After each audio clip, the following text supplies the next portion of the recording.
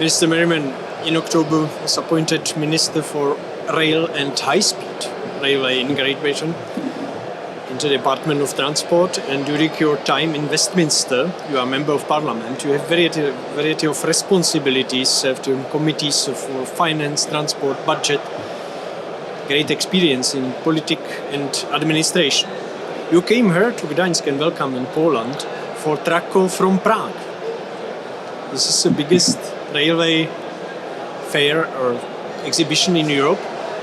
But what is Czech Republic and Poland, both countries, what represents for you? Well, firstly, thank you. It's great to have the chance to speak to the RAILTARGET audience. And yeah, you're quite right. Yesterday I was in 4 countries. I left the UK very early in the morning, spent the day in Prague, where I was able to work with our embassy team and meet Minister Kupka and his team at the department, and we signed a memorandum of understanding for both countries and our rail industries to work together, to collaborate, to learn from each other and share from each other and create opportunities for our railway industry. So that was really exciting, and I really enjoyed meeting the Minister. He has great experience and great enthusiasm for the railways. So I left Amsterdam and landed in the city of Gdansk, where obviously the Krakow fair is taking place. We've got a fantastic UK exhibition stand. And in fact, I've just been to meet the Czech team again, talking about the day I had yesterday with the Minister and the signing of the agreement, because it's really important now that we do something with that memorandum of understanding. Mm-hmm. So meeting the Czech stand that I've just done and the team there, my big question is, how can we now make both our countries' railways work really closely together? So it's really exciting. Had an exciting tour so far, and I'm really happy to be in Poland, as I was very happy to be in Prague yesterday. Okay, Central Europe, in particular Czech Republic and Poland, will start building a network of high-speed railways in the next decade. The UK has also embarked in this part and continuing since 2019 construction of High-Speed 2, which will link London with northern part of Great Britain, with major cities in north. What kind of cooperation do you want to develop between Great Britain and Czech Republic on the basis of this memorandum? What can be for both parties? I think most importantly, I mean, the Czech Republic is investing in its railways. It's investing in a similar way that we are in the UK. Signalling needs to be replaced. Mm-hmm. Digital signalling is the future. My Czech counterpart, Minister Kupka, was telling me how this is the sort of way that the Czechs wish to proceed, and we're doing just that, because about 80% of our signalling will actually come to the end of its life in 20 years' time. So we're currently embarking on the railway between London and Edinburgh to turn that into digital. So where we've been and where we are currently going, our hope is that we can work with our counterparts in the Czech railway to show what we've been able to build, but also what we've learned in terms of lessons. Mm-hmm. And we always learn lessons in terms of we could do things differently. The same with high speed. It was really interesting listening to Minister Kupka and his plans for high speed rail. We both discussed how some communities are not as passionate about it because it goes through them rather than them being able to stop. So it's a question of how can you sell high speed rail as a countrywide project where everyone benefits, even if certain people may have more impacts. So again, I hope that we can learn and collaborate, not just on the building and the engineering, but also how we're able to persuade the country that investment in railways, new railways, high-speed railways, more connections is a good thing. And I equally then hope that we can take some of the understanding and learning from where the Czech railway is currently building and delivering, and actually then be able to do things better, learning from the Czech experiences. So it's a two-way partnership. It's really important, this. Thank you. It's important that we can take the best of the Czech railway and invest in our own railway and use the Czech expertise, and vice versa. That's my next question. What would you recommend to the Central European, because we just already started this planning process for existing is an optimal model for financing from such a large scale investment project from your experience in Great Britain? And we talked about this yesterday when we had the meeting at the department. And railways, of course, take a long time to build. particularly in democracies, because we have to take into account the considerations of those where the railway goes through. So it's always something that has to be factored into in terms of the long-term cost, because you're dealing with years of inflation uncertainties where you can't predict. Yes. So when you start these projects, it's important that you take the country with them and explain that no matter what occurs, this is positive and it's going to be delivered. And of course, with our own railway, with High Speed 2, we're currently at our peak build between London and Birmingham. And of course, we experience the global shocks, which everyone is experiencing right now. And our construction inflation is running at about 15%. So of course, that adds to the bill. But ultimately, if you're going to deliver a project, then from the very start, you have to factor in shocks, and you have to make sure that you manage expectations, and that whilst you do your best to ensure costs are financially controlled, there are sometimes things outside of control. That doesn't mean that the project is not a good project. But one of the things I think that we talked about yesterday in our meeting is how to be able to maximize the land opportunities, the values that go up, making sure that the railway gets some of those proceeds back, and also making sure that contracts are tight, so that there are financial controls, meaning that those who build the railway have to work towards them. And I think those are things we're still learning ourselves from the project. So again, by learning, we pass on our learning under that memorandum of understanding. Exactly. There is the other part for modernization and construction of new railway infrastructure. European Union is now trying to fight economic stagnation or recession. How important is to keep transport for user, especially rail transport, competitive? Hugely important, because and for the railway it's important because there are other modes of transport that if they're doing it better and cheaper, then passengers will use them.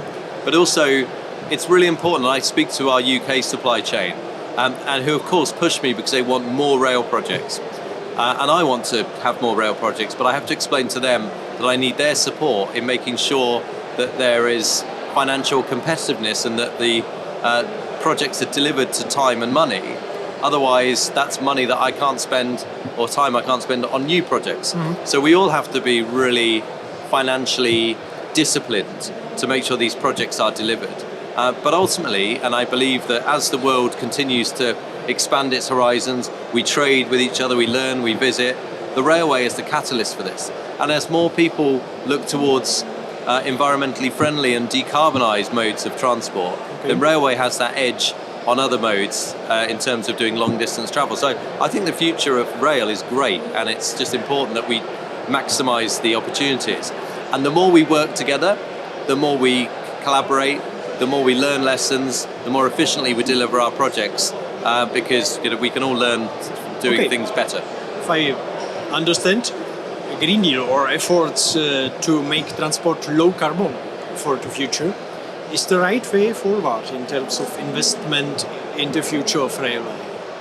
Yes, I believe so. I mean, it's interesting, in the UK, our national grid, the electricity grid, 1% of that is given over to the railways because we have electrified a lot of our railway. We've electrified another 1,200 miles of railway in the last 12 years. But we've still got 2/3 to go. So we need to use that more. And of course, as our electricity generation is more environmentally friendly with alternative sources, renewable sources, then it makes the railway even greener. So it makes it an even better choice. And we know, for example, that our younger population in our country, they make their transport choices based on what's good for them, but also what's good for the environment. And they have that as a cause. So I want to make sure the railway can tap into that. It's a great way for the railway to market itself. And also then it brings in the revenues that allows us to electrify or decarbonise even more of our railway.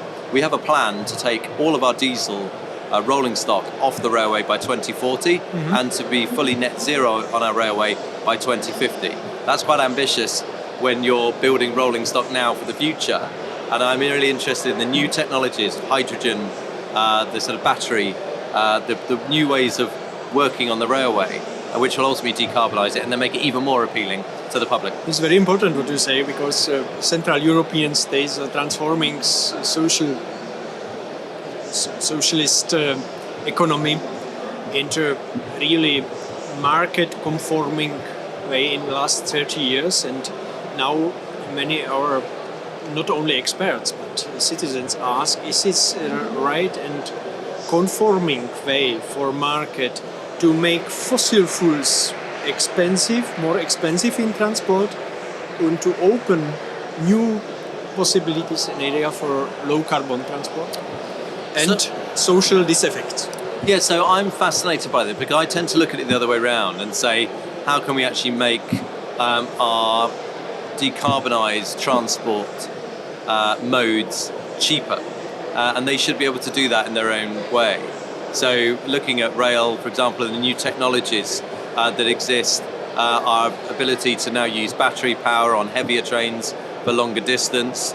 We now have hybrid trains that effectively charge themselves up on the electric part, and then they can actually then release their charge afterwards. So those new technologies will actually drive the price down and make things cheaper. I'm not in favour of, for example, increasing air travel prices, because to a certain extent that doesn't then encourage decarbonised transport like rail to be more efficient and to actually find ways of bringing the price down. So I look at price as a lever to make sure that we can see railways beating aviation by being more efficient, exactly. Not just by saying to aviation, you have to put your price up and then we'll short distance. Yeah, and definitely. I think, to me, competition is important. And I think it's important that they do compete, but transport will have railways will have an edge inside the transport competition structure, because as well as being a great way to travel and a great connector, and you don't have to spend as much time waiting at the airport, etc., you can also say this is the green, clean way to travel. And again, that's part of the competitive edge that I feel that rail has over other forms of transport. Okay, my last question. We are friends. Your memorandum and visit yesterday in Prague is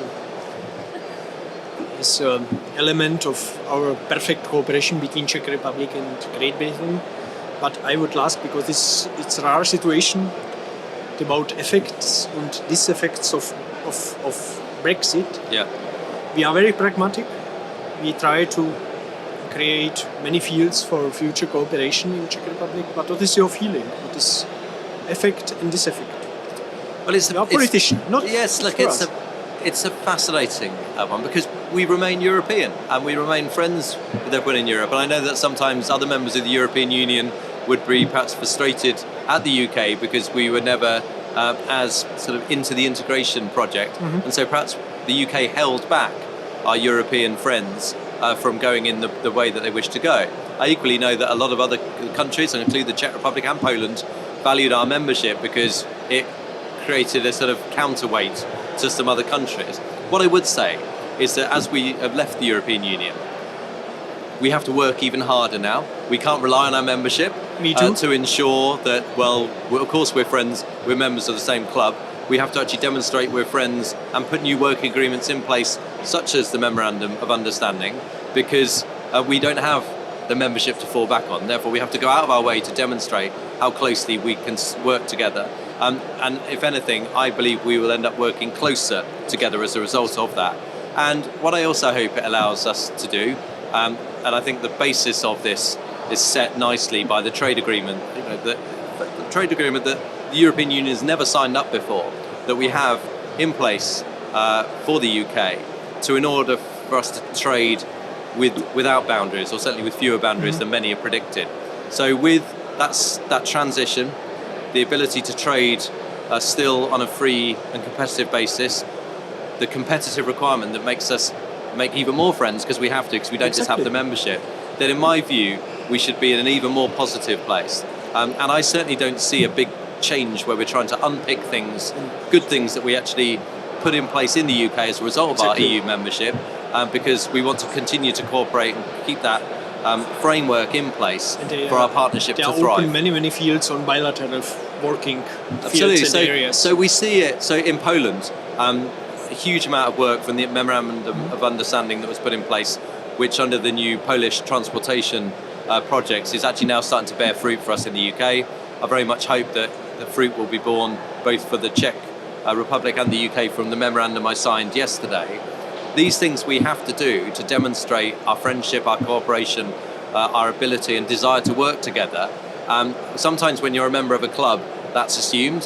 When you're not a member of the club, and now of course, as you point out, we've left it, then we actually have to demonstrate and work even harder to keep our cooperation and friendship together. It can be for or for our children similar like Czech and Slovak dividing. We have better partnership now, Yes, like before. exactly. Why not? Because Why not? It's so open. It's up to us. I regard this as a sort of reset moment. Yes, of course, we've left the European Union.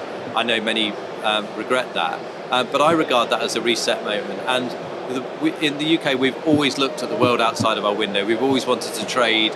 We've always wanted to cooperate. We've always known that diplomacy and friendship is the way to make better for both parties. And of course, we need that more than ever. We see what's happening with the Ukraine. We need our friendship and partnership to really thrive. And as I say, my hope is that when we were members of the European Union, sometimes we were seen as perhaps holding the project back.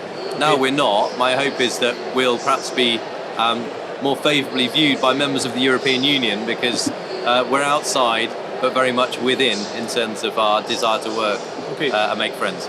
Perfect. Last word. Final word. Mr. Minister, thank you very much. Thank you so much. I've really enjoyed it.